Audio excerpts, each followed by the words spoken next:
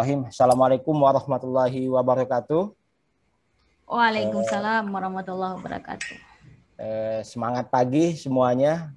Salam sejahtera untuk kita semuanya. Dan mudah-mudahan di hari yang ketiga dari konferensi Desa Andalan ini, teman-teman semuanya, sahabat desa, para peserta konferensi yang berbahagia dalam kondisi yang sehat, lahir batin, kita mengikuti materi berikutnya karena memang waktunya sangat terbatas. Dikasih waktu 1 jam, mudah-mudahan banyak inspirasi ataupun pencerahan yang bisa kita lakukan terkait materi penguatan integritas, terutama terkait dengan tata kelola, begitu ya. Oke, baik, ini sapaan kita semangat pagi ya. Kalau di training biasanya kalau saya sapa semangat pagi, jawabnya pasti pagi begitu ya. Walaupun di mood, tetap semangat kita semangat pagi. Baik, teman-teman sekalian, saya bersyukur mendapatkan materi yang sangat menarik ini terkait dengan tata kelola, dan sebenarnya materi-materi yang luar biasa sudah disampaikan oleh para pembicara dari hari pertama dan kedua. Saya akan memulai mencoba membuat sedikit banyak rangkuman terkait kenapa kita membutuhkan yang namanya tata kelola, kita membutuhkan yang namanya integritas, dan bagaimana kita mewujudkan itu semua. Jadi ini sedikit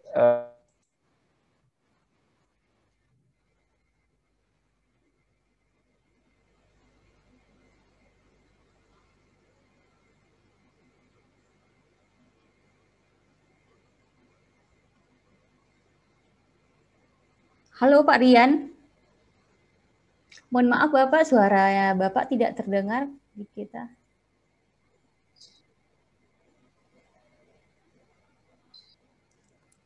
Pak Rian.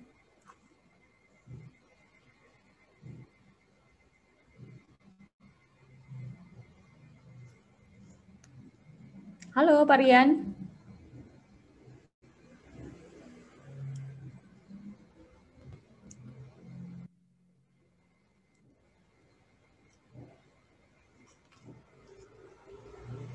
Mohon maaf, sepertinya Pak Rian ada sedikit gangguan sinyal. Kita tunggu sebentar ya.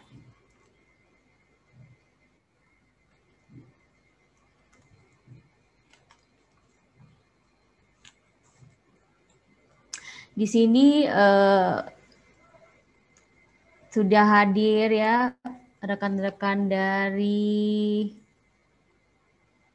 ini ada Pak Purnomo ya, Pak Purnomo dari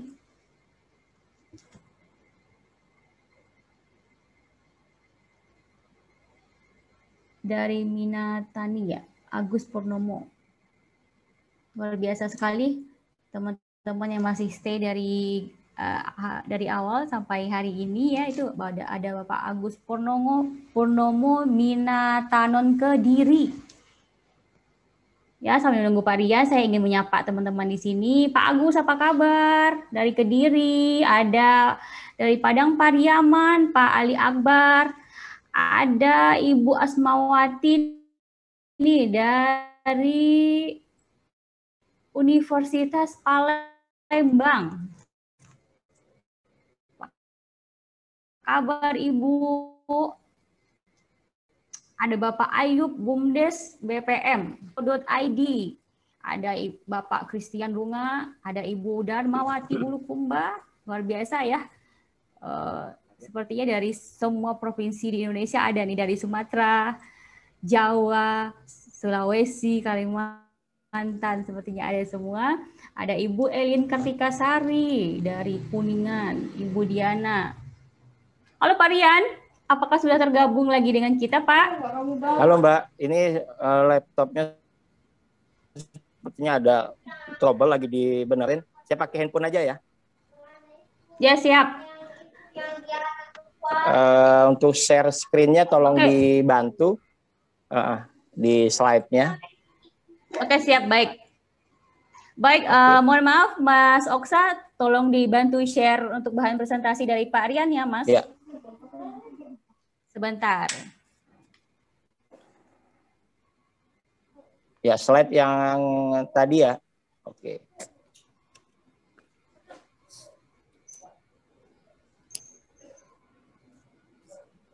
Next, Mas. Bisa. Oke. Sebentar saya coba masuk lagi. Sudah, Pak. Sudah ya? Slide-nya mana, Pak Rian? Sudah. Sebentar, saya coba masuk lagi di ini laptopnya sudah. Oke. Oh, aduh, salah lagi.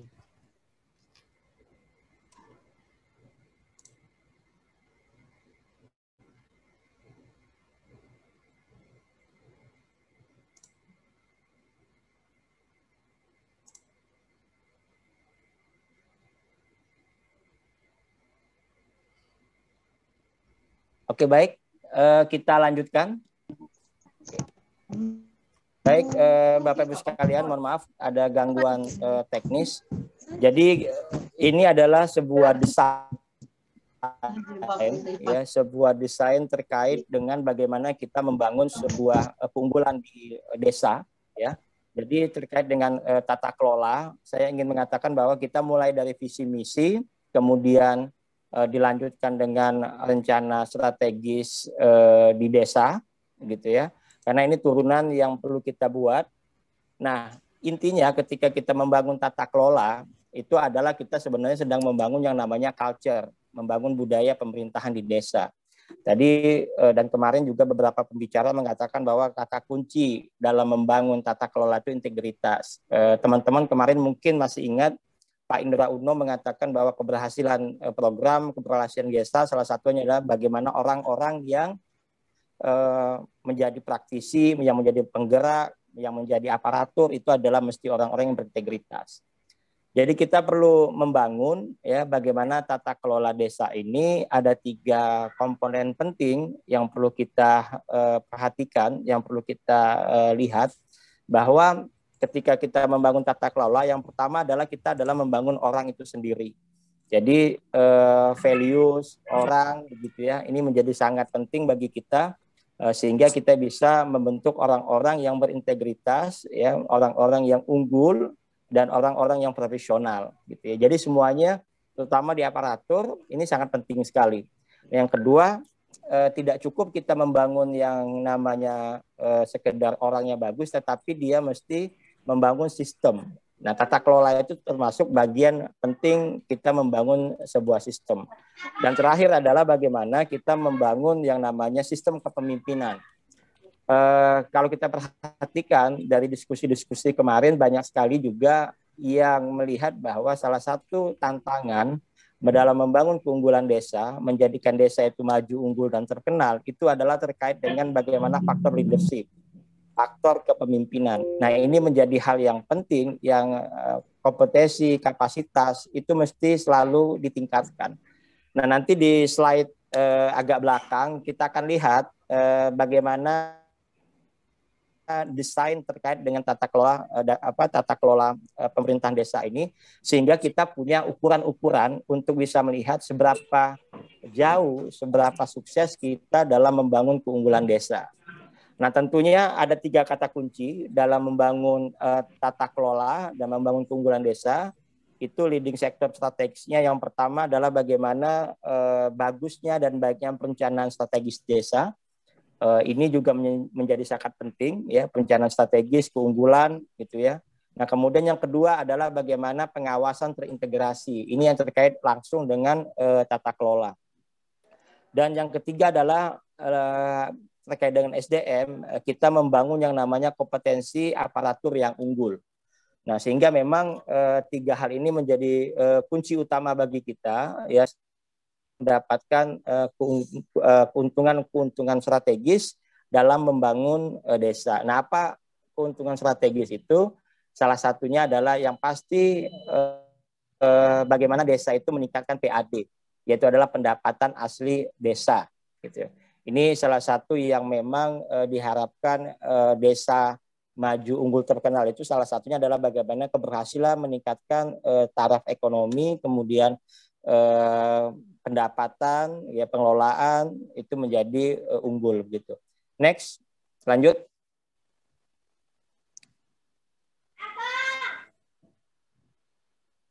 Oke.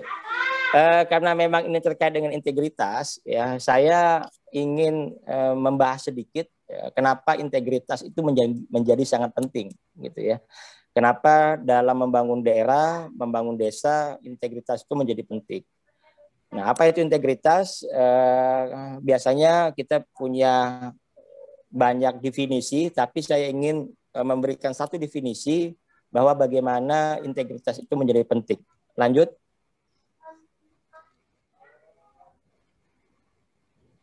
Next. Oke. Oke, bisa dimundurkan? Oke. Ya, jadi integritas itu dari berbagai macam referensi, dari berbagai macam kajian itu bisa kita simpulkan itu di dalam sebuah rembuk integritas nasional. Ya, itu adalah bagaimana yang disebut dengan integritas itu adalah terkait dengan ya kemampuan kita menselaraskan antara pikiran, ucapan, emosi, perilaku dengan nurani. Oke, sepertinya laptop saya udah berfungsi lagi. Yang satunya udah bisa dilihat ya Mbak ya, betul nggak ya? Saya dua, akhirnya gunakan laptop juga. Oke.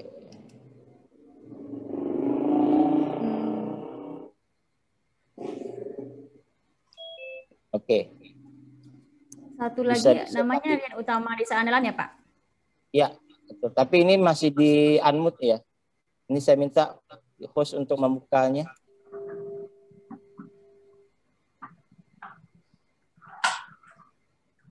Di laptop masih belum bisa keluar suara. Iya. Tapi saya sudah bisa share screen nih kayaknya. Biar saya. Sudah Pak, silahkan share screen. Oke.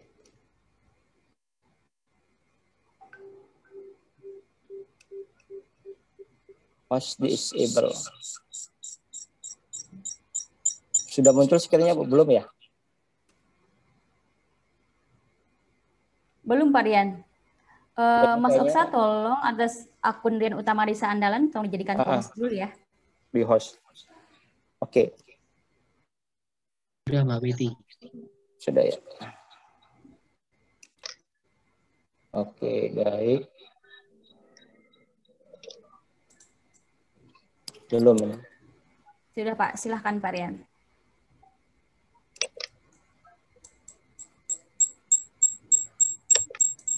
Belum bisa.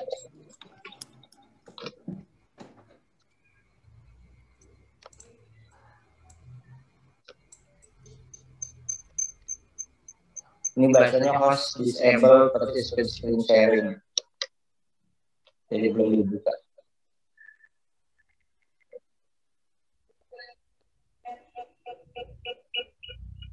Belum saya Pak. Sebaiknya dari kita aja ya boleh, Pak ya, boleh. seperti yang tadi untuk mengefektifkan waktu. Oke. Ya. Mungkin bisa di close dulu satu Pak, biar suaranya tidak ada baik. suara noise. Ya. Silakan tampilkan kembali yang Mas Oksa, apa itu silakan tolong integritas. tampilkan lagi.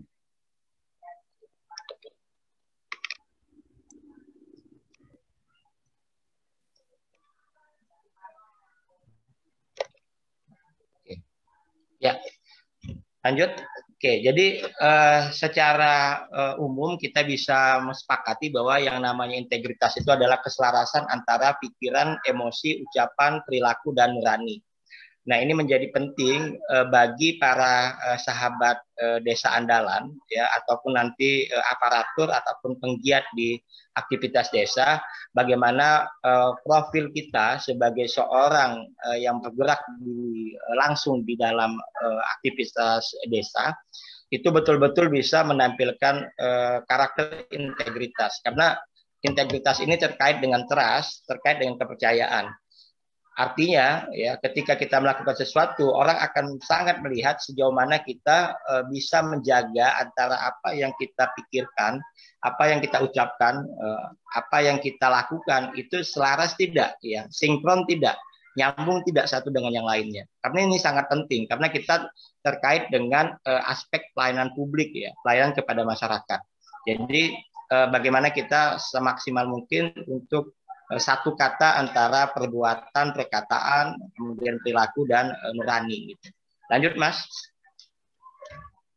Oke. Oke. Nah, kemudian terkait dengan tata kelola, integritas itu terkait dengan aksi secara langsung gitu ya. Jadi orang yang berintegritas itu adalah orang yang action, orang yang bergerak, orang yang mempunyai aksi. Jadi tidak ada integritas kalau tanpa adanya aksi gitu ya. Nah, ini yang penting perlu kita perhatikan. Jadi terkait dengan aksi secara mudah yang terkait dengan tata kelola, maka kita bisa mengatakan bahwa integritas itu sangat erat kaitannya dengan akuntabilitas gitu ya. Jadi ini menjadi wilayah yang sangat penting ketika kita bicara misalnya terkait dana desa, terkait dengan perencanaan, semua itu mesti bisa dipertanggungjawabkan. Mesti ada unsur-unsur transparansi yang bisa kita lakukan terhadap masyarakat desa. Nah, yang kedua terkait integritas itu bukan hanya sekedar ilmu, bukan sekedar knowledge, tapi bagaimana integritas itu menjadi sebuah kompetensi, menjadi sebuah kemampuan yang itu bisa dilaksanakan dan itu bisa dilakukan oleh setiap orang yang bergerak di wilayah-wilayah publik, gitu ya. Nah, ini menjadi hal yang penting juga kita perhatikan. Jadi integritas itu mesti dilatih, integritas itu mesti dilakukan. Nah, dalam konteks desa, bagaimana kita menampilkan pribadi, menampilkan sosok-sosok gitu ya, perilaku yang berintegritas sehingga memang kepercayaan masyarakat kepada kita menjadi sangat tinggi. Bagi kita sebagai sahabat desa yang mendampingi desa, ini modal pertama dan utama. Karena memang biasanya kan kalau pendamping atau sahabat desa gitu ya, apalagi kalau misalnya memang bukan dari daerah tersebut, bukan dari desa tersebut, tantangan pertama adalah bagaimana mengambil kepercayaan dari masyarakat ataupun dari aparatur desa. Nah, ini biasanya ya kalau kita perhatikan begitu ya Bapak Ibu ya, bagaimana kita bisa menjaga integritas kita semua, itu butuh yang namanya yang ketiga, yaitu butuh yang namanya sistem gitu ya. Oke. Suara saya masih terdengar ya? Jelas? Jelas Pak, jelas. Oke. Jelas. Baik. Nah, jadi tata kelola sangat erat kaitannya dengan sistem. Jadi bagaimana ini hal yang penting kita lakukan untuk memperbaiki, mengelola sistem. Jadi kan tata kelola itu menata dan mengelola. Itu butuh mekanisme. Dan yang terakhir, ya, integritas itu adalah erat kaitannya dengan interaksi. Nah, interaksi antara orang dengan orang, atau orang dengan sistem, atau orang dengan organisasi, ini mesti ada aturan-aturan main. Mesti ada standar operating prosedurnya, ada SOP-nya, begitu ya. Kemudian ada aturan main, sehingga memang tidak terjadi penyimpangan-penyimpangan, begitu ya. Oke. Lanjut berikutnya. Next. Mas Oksa, next Mas. Oke. Nah, ini yang saya katakan secara mudah. Jadi kenapa kita ingin membangun budaya integritas? Karena ini adalah budaya tata kelola.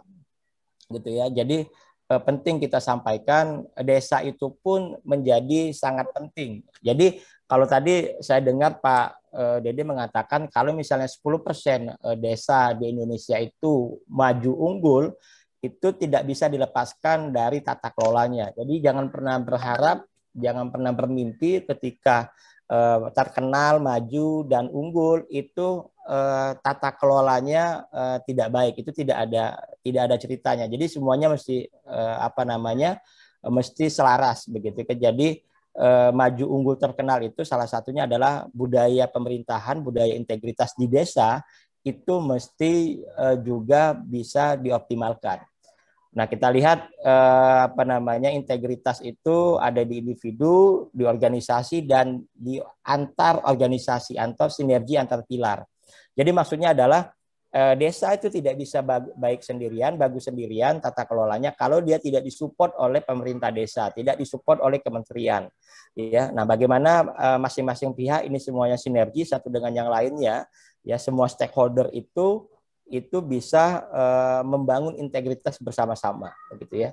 Baik itu terkait dengan regulasi, baik itu terkait dengan data, kemudian aturan ataupun rencana tentang aksi. Jadi ini mesti kita sebut dengan alignment ya. Alignment ini menjadi sangat penting sekali. Lanjut.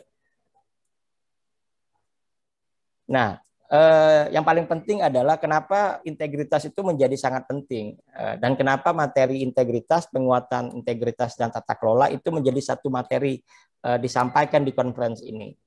Saya sering menyampaikan teman-teman bahwa banyak hal-hal yang sifatnya dia rencana-rencana strategis, ya rencana-rencana besar, rencana-rencana unggul itu justru tidak menjadi unggul, tidak menjadi maju, tidak menjadi terkenal itu karena faktor tata kelola. Yang saya sering sebut itu adalah bagaimana rencana strategis itu bisa berubah menjadi bencana strategis. Lanjut, next. Ya, nah kita bisa lihat bahwa rencana-rencana strategis itu bisa bermasalah ketika birokrasi ya tata kelola itu tidak diolah dengan sebaik mungkin ya. Makanya saya bilang penting sekali membangun integritas sebagai sebuah values, sebagai sebuah sistem supaya rencana-rencana unggul yang bagus gitu ya, yang luar biasa itu tidak menjadi bencana strategis di desa ya. Nah, kalau Anda ingin tahu bisa di-searching gitu ya, bagaimana ternyata banyak sekali kepala desa, aparatur desa itu punya masalah-masalah terkait dengan dana desa gitu ya. Ketika tata kelolanya tidak pas begitu ya. Kita sangat banyak sekali referensinya begitu ya, yang terlibat masalah hukum gitu. Karena ini tidak dikelola dengan bagus. Padahal itu adalah kalau kita konteks dana desa itu adalah uang publik, uang negara, uang masyarakat ya, yang mestinya itu dikelola untuk kepentingan masyarakat. Ya, tetapi kebanyakan karena pertama ketidaktahuan, begitu ya, kedua tidak paham dan ada unsur merasa itu tadi ketika kepala desa merasa wah ini saya yang berkuasa, saya yang memimpin, ya semuanya mau dia bisa mengatur semua. Nah ini yang seringkali saya katakan ya ketika integritas itu tidak dibangun ya secara sistem dan secara values, maka bencana strategis itu bisa sampai begitu kan. Jadi bencana itu bukan hanya terkait alam ya. Jadi bencana ini bisa terkait juga dengan tata kelola yang tidak bagus, yang tidak benar, itu bisa jadi masalah begitu kan. Dan ini akan menghambat ya baik langsung maupun tidak langsung terkait bagaimana desa tersebut. Ya, jadi akan ada kalau desanya tata kelolanya banyak masalah, ya ini akan bisa jadi viral yaitu secara negatif gitu kan. Padahal kita mengharapkan desa unggulan ini, desa yang andal ini adalah desa yang viral secara positif gitu ya. Maka hal-hal yang birokrasi yang negatif ya ini akan kita bahas nantinya, itu mesti kita hilangkan. Jangan sampai kita itu ngelola desa tapi seperti kita mengelola itu tadi, ngelola sesuatu yang tidak terstruktur, tidak terukur, dan tidak teratur. Lanjut, next. Nah, kalau begitu di desa siapa yang mesti berintegritas gitu ya? Oke, lanjut. Oke. Jadi ya mau tidak mau, suka tidak suka, semuanya mesti ya berintegritas. Sahabat desanya atau pendamping desanya, konsultannya mesti betul-betul menggunakan keilmuannya itu untuk membangun desa dengan profesional, dengan berintegritas. Aparatur apalagi, ini menjadi sangat penting. Kemudian tokoh-tokoh desa pun dan masyarakat desa. Jadi bagaimana kita menciptakan sebuah lingkungan strategis, sebuah ekosistem di desa itu betul-betul orang-orang itu terutama misalnya orang luar datang itu merasakan kenyamanan, hospitality-nya itu, dan karena karakter orang-orang tersebut. Minggu lalu saya ke sebuah kabupaten ya, sebuah wilayah gitu ya. Nah, kemudian ada dibangun oleh pemerintah daerah itu sebuah tempat wisata di pinggir sungai yang sangat bagus begitu kan. Nah, tetapi itu bagusnya 2 tahun lalu. Sekarang ketika saya ke sana survei itu cukup menyedihkan begitu kan. Jadi misalnya ketika desa tidak bisa mengelola sumber wisata ini, seringkali pendapatannya itu nggak masuk pendapatan desa begitu kan. Jadi justru menimbulkan penyakit-penyakit yang baru begitu. Misalnya parkir di desa tersebut itu tidak mestinya dikelola dengan rapi pendapat masuk, tapi itu ternyata tidak masuk ke kas desa. Nah, ini kan salah satu problem ya, bagaimana tata kelola terkait tempat wisata itu juga masih masalah. Nah, justru dalam bahasa yang lebih umum pungli-pungli itu banyak terjadi begitu kan. Nah, ini bagaimana orang akan datang ke tempat kita kalau hal-hal seperti ini mereka banyak temukan begitu kan. Nah, penting bagaimana kita membangun kepercayaan, membangun integritas gitu ya. Ini mesti dilatih di petugas, di aparatur, di masyarakat dan di tokoh dan pendamping sekalipun. Jadi ini penting sekali. Lanjut.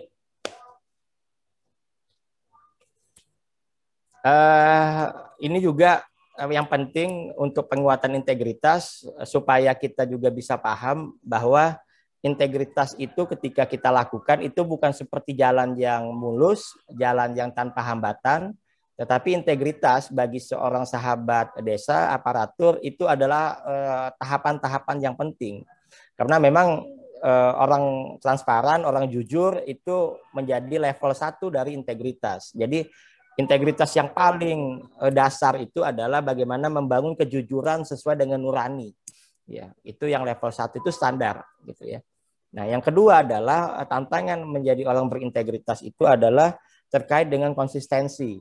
Ya, ini yang paling penting karena akan banyak godaan-godaan. Jadi kalau Anda nanti misalnya turun di desa, menjadi sahabat desa, pendamping desa atau aparatur desa, itu biasanya power itu kan ada di kita misalnya. Nah, ini akan terlihat sekali nanti sejauh mana kita konsisten terkait apa yang sedang kita perjuangkan. Nah, godaannya sangat banyak sekali gitu kan. Apalagi di komunitas desa yang beraneka ragam kepentingannya ini menjadi sangat luar biasa. Jadi konsistensi gitu ya, komitmen terhadap apa yang mau diperjuangkan itu menjadi sangat penting. Nah, yang ketiga adalah integritas ini sangat erat kaitannya dengan keberanian gitu ya. Jadi puncak integritas itu adalah orang yang berani. Nah, merubah culture, merubah budaya desa yang bisa jadi desa tertinggal, desa miskin, desa maju, itu dibutuhkan keberanian. Dan yang paling mahal adalah sejauh mana konsisten, sejauh mana keberanian untuk mengubah hal-hal negatif menjadi hal yang positif gitu kan. Apalagi kalau misalnya desa itu punya potensi desa yang luar biasa ya, tetapi ternyata masyarakatnya itu tidak teredukasi, tata kelola yang tidak bagus. Nah, ini bagaimana keberanian merubah mindset ya, keberanian merubah perilaku. Ini bukan hal yang biasa, dibutuhkan sebuah proses, dibutuhkan sebuah tahapan-tahapan penting gitu ya. Bagaimana mengajak bersama-sama begitu. Karena banyak sekali yang saya temukan itu di desa-desa yang bagus gitu, tapi mohon maaf lagi-lagi banyak pungli begitu kan. Saya pernah menemani teman saya itu ngajak bule gitu ya di suatu tempat gitu kan, wisatanya bagus, alam gitu kan. Itu menjadi sekedar dampingi aja itu ya, orang-orang desa itu kan memang ada guidance-nya, ada jasanya.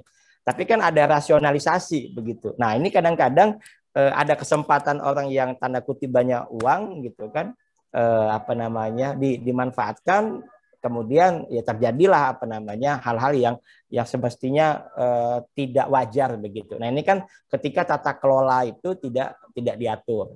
Nah, ini penting sebenarnya kalau misalnya nanti di desa punya BUMDes terkait pariwisata, itu semuanya aturan-aturan itu menjadi sangat penting, guides, kemudian jasa-jasa yang lain itu mesti sesuai dengan aturan, sehingga memang citra desa itu di mata masyarakat di daerah atau di wisatawan atau pengunjung itu menjadi bagus begitu ya. Lanjut. Ini seeding integritas maksudnya adalah membangun integritas itu tidak bisa langsung. Jadi perlu di seeding ya. Seed itu kan dibenihkan, di apa namanya, ditanam gitu ya, di seed, dibenihkan terus menerus gitu ya, sedikit demi sedikit, tapi sampai dia menjadi sebuah perilaku. Jadi pekerjaan paling menantang itu adalah bagaimana menginternalisasikan integritas. Nah, kalau konteks individu itu biasanya akan lebih mudah gitu ya. Tetapi kalau ketika ngomong di kelompok masyarakat, ngomong di desa saja, jangankan ngomong di level daerah, di provinsi atau negara, di level desa saja, kalau kita bisa memberikan sebuah model integrity village, ya, desa berintegritas, itu hal yang luar biasa sekali gitu.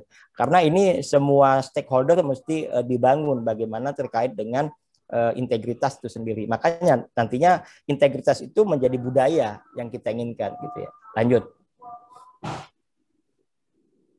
Ya. Nah, yang paling penting adalah bagaimana permanensi sikap dan perilaku itu sampai pada tahapan internalisasi. Jadi integritas itu tidak bisa diceramahkan sebenarnya. Ya, tidak cukup ya, bukan tidak bisa, tidak cukup, tapi betul-betul dia mesti dilatihkan, mesti praktekkan, dan itu terus menerus. Jadi sampai dia terinternalisasi, sampai dia betul-betul menjadi perilaku. Jadi perilaku bawah sadar itu luar biasa. Kalau teman-teman misalnya ke Jogja begitu ya, itu sudah pasti merasakan begitu bagaimana perilaku hospitality itu sebagai mereka wilayah daerah wisata itu bisa terasa sekali begitu. Jadi itu sudah terinternalisasi. Nah, di desa itu mesti dilatih gitu ya. Ini menjadi bagian penting ketika kita bicara tentang pengelolaan desa begitu. Lanjut.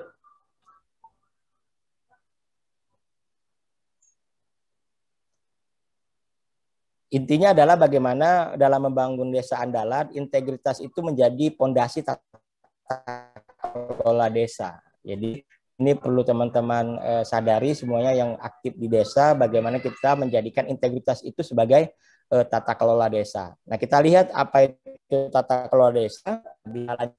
Ya, saya menyambungkan integritas dengan tata kelola desa itu adalah sebuah kasih.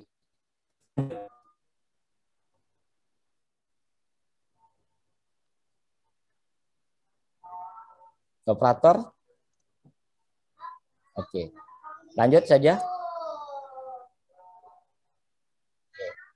Nah, jadi dalam membangun tata kelola desa, ya langsung saja ini ada 5 hal penting. Jadi ada 5 fondasi atau 5 tiang yang perlu kita bangun. Yang pertama adalah bisa kaitannya dengan satu ya, itu adalah terkait dengan publikasi dana desa. Jadi tata kelola itu sangat terkait sekali dengan bagaimana aturan, kemudian transparansi, pengelolaan, ini menjadi bab yang sangat penting. Nah, kemarin Pak Asmeldi juga sudah menjelaskan bagaimana pentingnya kita membangun transparansi di dana desa. Karena dana desa ini adalah terkait erat dengan yang namanya pertanggungjawaban secara publik, karena dia adalah uang negara begitu ya. Nah, termasuk juga sumber-sumber daya yang lain. Nah, yang kedua adalah bagaimana kita bisa mengimplementasikan gitu ya sistem keuangan desa gitu ya. Jadi mulai dari sistem keuangan desa RAPBD gitu ya, kemudian laporan keuangan yang terintegrasi, ini menjadi sangat penting. Ini sebenarnya sudah dijelaskan kemarin ya, tidak akan saya ulangi. Nah, yang paling penting juga setelah itu diimplementasikan adalah bagaimana sistem keuangan desa, sistem pengawasan keuangan desa gitu ya. Nah, ketika kita bicara sistem pengawasan keuangan desa, maka di sini kita mesti tahu ya, sahabat-sahabat desa mesti paham rambu-rambu, kemudian jebakan-jebakan atau potensi-potensi penyimpangan itu di mana saja begitu kan. Jadi ini juga mesti penting sehingga nanti kita ketika mengawasi itu sangat tahu mana hal-hal yang diperbolehkan, mana hal-hal yang tidak dibolehkan. Do and don't-nya sudah diketahui. Maka ini paling penting adalah sistem pengawasan keuangan desa. Nah, ini sebenarnya sudah ada ya. Jadi di pemerintah pun sudah membuat namanya sistem pengawasan keuangan desa. Kemudian juga melakukan pengawasan dana desa itu sendiri. Jadi terkait dengan penggunaan, penyaluran, kemudian evaluasi, kemudian terkait dengan peraturan, ya itu menjadi sangat penting bisa kita lakukan. Ini perlu kerjasama pengawasan dana desa, ya itu dengan pihak-pihak terkait di inspektorat, kemudian bidang pemberdayaan masyarakat desa, dan kemudian juga bagaimana melakukan mekanisme dengan aparatur di desa itu sendiri. Nah, terakhir di tata kelola desa, bagaimana penting pembinaan aparatur desa. Jadi tidak ada ceritanya desa itu bisa bagus laporan tata kelolanya kalau kompetensi dalam pengelolaannya tidak ditingkatkan. Membuat aturan, kode etik, begitu kan. Ini juga menjadi tantangan tersendiri. Nah, saya sepakat yang dikatakan oleh Pak Dede tadi bahwa terkait hal-hal seperti ini itu butuh pendamping, butuh tim expert yang bisa bersama-sama membantu desa dalam mengelola ini semua gitu. Dan alhamdulillahnya itu kita di Super K itu memang ada bagian tersendiri begitu ya yang bisa menguatkan terkait dengan tata kelola gitu ya. Nanti kita lihat toolsnya seperti apa. Lanjut. Oke.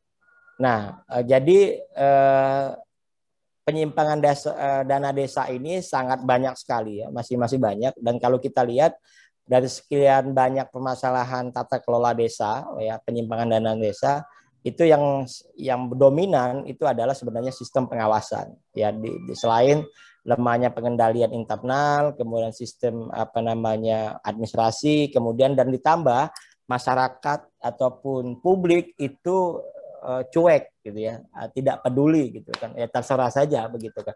Nah, ini juga tidak bagus. Jadi kenapa tadi case misalnya kepala desa itu cenderung dia sangat punya potensi untuk penyalahgunaan wewenang, karena memang kontrol publik ya dari masyarakat itu juga tidak dibangun begitu. Nah, ini yang perlu kita lakukan bersama-sama sehingga memang betul-betul aparatur desa itu ya sebagai yang sudah diamanahkan melalui proses pemilihan kepala desa itu betul-betul bisa sesuai dengan harapan. Nah, saya sepakat juga bahwa kepala desa itu sebenarnya gitu ya, itu ibaratnya itu seperti sopir. Kalau kita naik bus, masyarakat desa itu adalah penumpang bus, maka kepala desa itu adalah drivernya, sopir busnya, yang dia bertugas mengantarkan masyarakatnya itu kepada tujuan. Nah, tapi seringkali kalau misalnya desa itu belum punya perencanaan strategis, belum tahu keunggulannya di mana, potensi desanya kemana.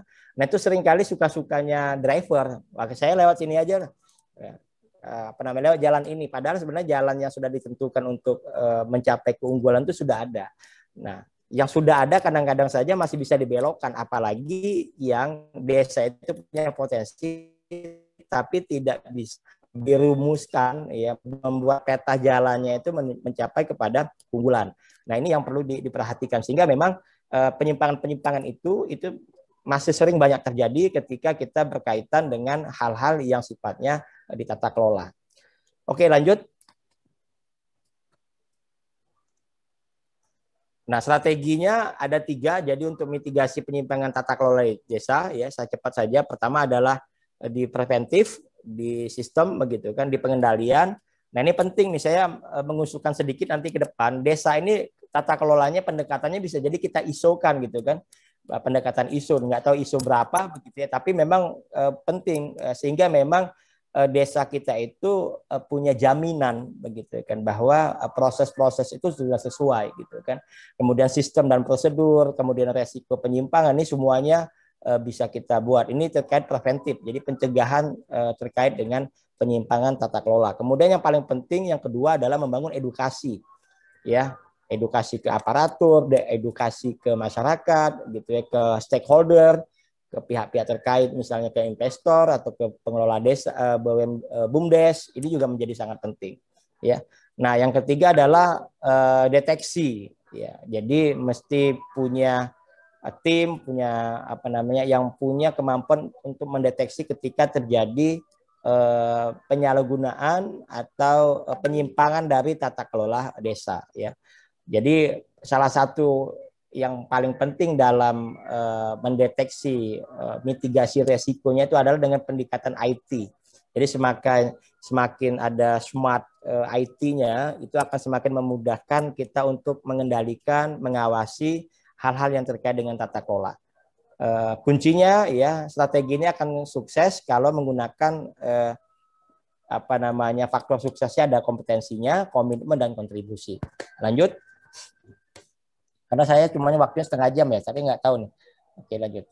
Nah, kita berencana nanti di Super K itu akan membuat semacam dashboard. Jadi disebut desa andalan itu maju, unggul, terkenal. Itu akan kita buat ukurannya, ya, ukurannya sehingga ketika misalnya kita dampingi sahabat desa, ukuran tata kelolanya itu, keberhasilan keunggulannya itu kalau 0 sampai 100 itu bisa kita lihat indikatornya.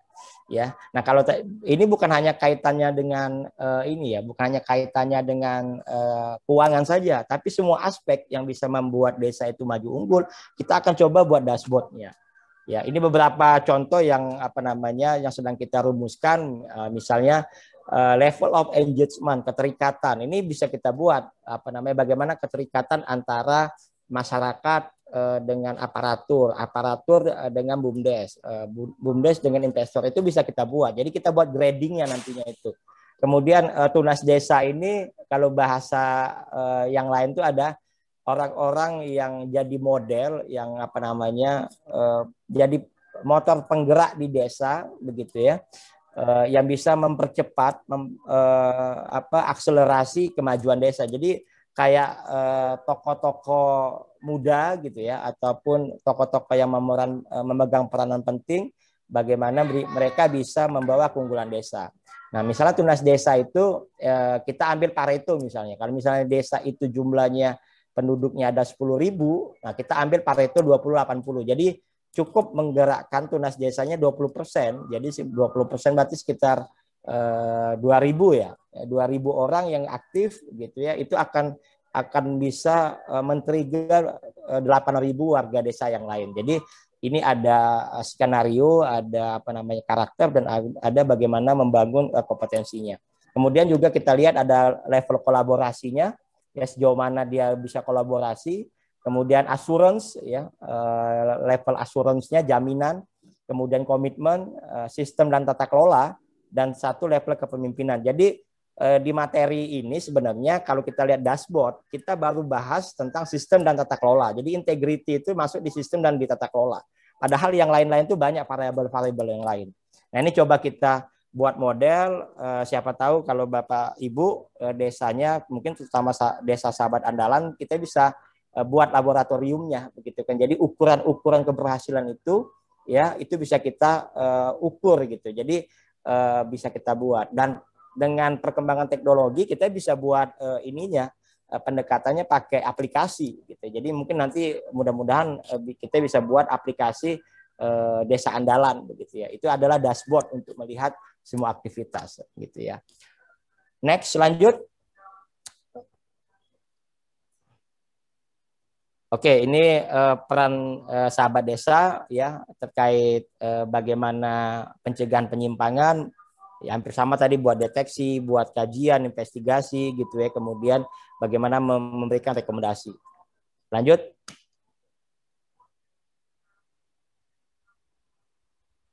Nah, saya membuat sebuah hal yang menarik begitu ya. Jadi terkait ini sahabat desa lah, termasuk Anda semuanya. Bahwa kalau Anda ingin membangun keunggulan desa, mau membangun yang namanya tata kelola yang bagus, saya ada 4 contoh ya, atau paradigma atau perumpamaan. Jadi sahabat desa itu 2 yang mesti dikuatkan, 1 kompetensi, 1 adalah peran. Ya. Nah, banyak orang yang punya peran tinggi dan kompetensi tinggi. Ya, tapi saya akan mulai nih. Ada tipe orang yang namanya keledai. Ya, mohon maaf gitu ya. Tipe seperti ini adalah dia perannya sedikit, kompetensinya sedikit, gitu ya. Jadi memang yang orang-orang seperti ini tidak bisa diharapkan untuk membangun kemajuan desa, begitu kan. Kompetensinya rendah, perannya juga sedikit. Itu adalah analoginya keledai. Nah, kemudian juga ada orang yang perannya tinggi ya, dia bisa dipakai di mana-mana, tapi kompetensinya nggak ada, gitu. Dia bisa digunakan buat apa-apa, tapi hanya di situ saja, gitu kan. Itu adalah namanya kalau di hewan itu bagal. Kalau pernah dengan istilah bagal, ada namanya kuda bagal tuh, yang sering dipakai buat andong, gitu kan. Nah, ada juga yang dia kompetensinya tinggi, tapi nggak dikasih peran, gitu ya. Punya kemampuan yang luar biasa, bagus, cakep, cantik, ganteng, gitu kan, expert, gitu ya, pakar, tapi nggak dikasih peran, ya kayak zebra aja, enak dipandang, tapi dia nggak bisa memberikan kontribusi, gitu kan. Nah, ini adalah kuda zebra. Nah, kita mengharapkan yang namanya sahabat desa itu adalah orang-orang yang seperti kuda perang. Kuda perang itu, gitu ya, kompetensinya tinggi, banyak, dan sekarang disebut dengan multi talent, ya. Jadi kompetensi bisa semua, multi talenta. Kemudian perannya itu adalah banyak, begitu. Nah, ini adalah karakter kuda perang, begitu kan. Jadi ketika dikasih peran banyak, itu bukannya semakin bingung, tapi dia semakin kinerjanya semakin meningkat karena dia akan meningkatkan kompetensinya, gitu. Nah, ini yang kita inginkan adalah para sahabat desa, orang-orang yang membangun di desa itu mesti punya karakter kuda perang, begitu kan. Nah, kuda perang ini kan sampai kalau di Al-Qur'an itu kan ada satu surat yang disebut dengan surat kuda perang, gitu kan. Jadi itulah karakter sahabat desa sebenarnya yang kita harapkan, terutama untuk menjaga desa, memperbaiki tata kelola dan membangun keunggulan di desa. Oke, kalau saya tanya teman-teman sahabat desa mau jadi keledai, mau jadi bagal, zebra atau kuda perang nih? Ya, kalau saya tanya mau jadi keledai. Silakan open mic. Ya, mau jadi keledai, jadi bagal, jadi zebra apa jadi kuda perang? Kuda perang. Kuda perang ya. Kuda perang. Saya yakin semuanya mau jadi kuda perang. Tapi kalau saya nggak mau jadi kuda perang, saya tetap mau jadi manusia, begitu ya. Oke, terakhir, slide terakhir. Ini sebagai sebuah ringkasan saja. Jadi kita ingin teman-teman secara kenapa desa itu menjadi strategis. Jadi saya pernah mengikuti kajian geostrategis di Lemhanas, mendiskusikan. Jadi sampai kita mengambil satu kesimpulan bahwa di mana sekarang benteng terakhir pertahanan Indonesia. Jadi benteng terakhir pertahanan kita itu justru di desa. Jadi maka saya ingin mengajak kita semua, kita mesti jaga desa ini, gitu, karena inilah otentik Indonesia itu di desa, gitu ya. Kalau kita ingat tadi Pak Dede bilang semuanya ada, betul. Nah, ini adalah karunia yang luar biasa. Sumber daya kita luar biasa.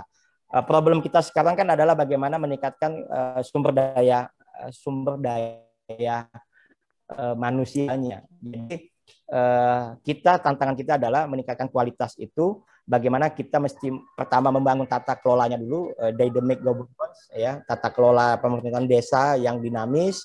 Kemudian menjadi smart government, ya, pusat pemerintahan desa yang smart, ya, dengan pendekatan IT.